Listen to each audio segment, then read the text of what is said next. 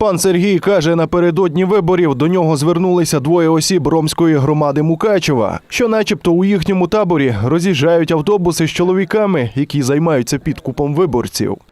На двері дільниці зайшов охоронник мера міста Мукачева. Подивився, розвернувся і пішов.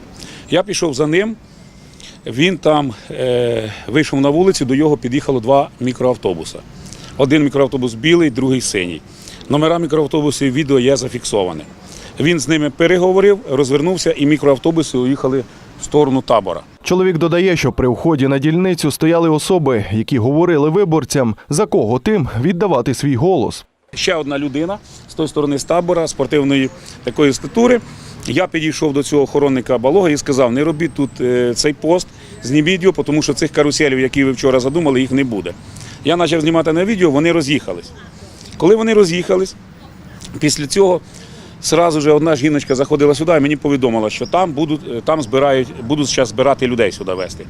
Я повідомив голову комісії, повідомив міліцію. До всього був момент, за словами чоловіка, коли особи на мікроавтобусах почали йому погрожувати. Каже, що це була реакція на відеофіксацію.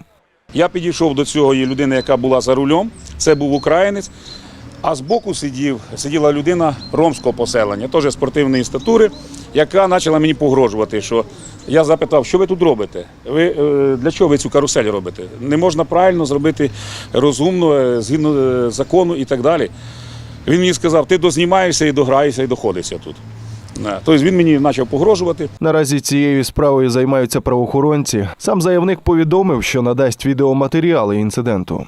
На одній з виборчих дільниць в місті Мукачеві, на думку заявника, здійснюється підкуп виборців, а також, що на вказану адресу доставляють автобусом людей.